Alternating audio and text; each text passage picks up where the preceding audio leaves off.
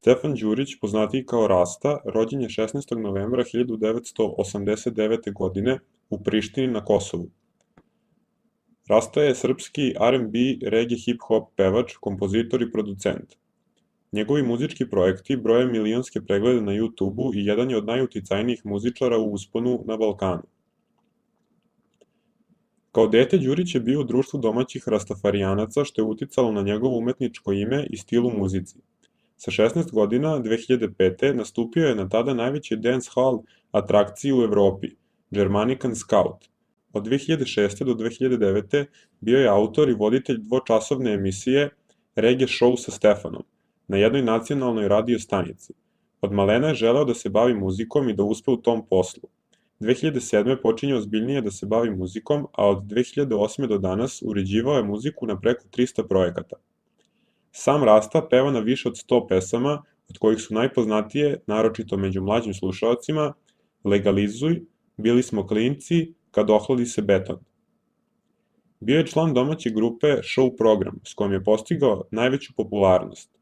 Godine 2010. nastupio je kao predgrupa na evropskoj turneji američkog repera 50 Centa. Sarađivao je sa mnogim domaćim izvođačima kao što su Ana Nikolić, Dara Bubamara, Dado Polumenta, Cobi, Cvija, Buba Koreli, Elitni odredi, KC Blaze, Vice, LMR, Rebi i mnogi drugi.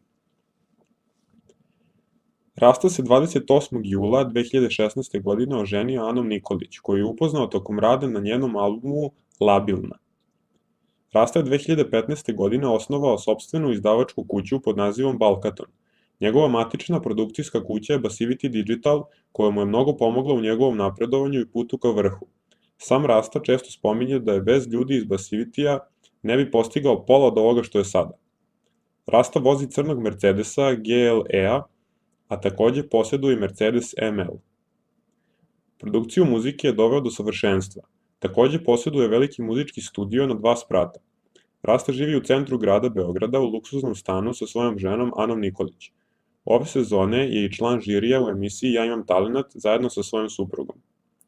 Rasta je za veoma kratak period dostigao veliki uspeh koji je samo plod njegovog rada i truda, njegove želje da uspe i da živi život punim plućima.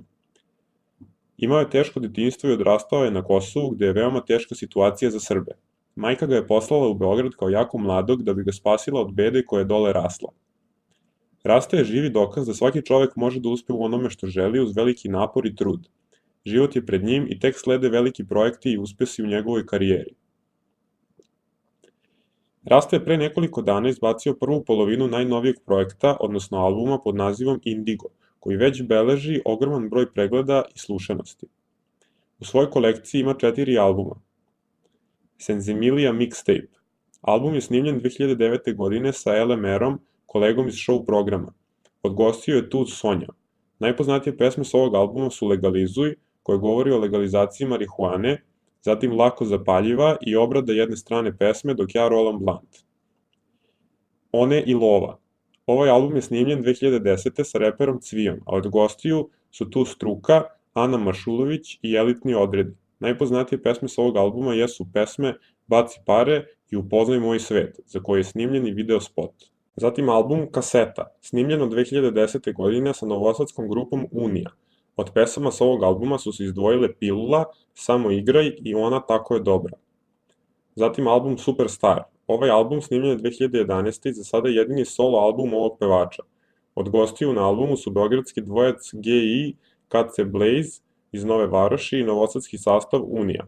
Sa ovog albuma najpopularnije su pesme 5 minuta, Kasno je, Get a Life na engleskom jeziku.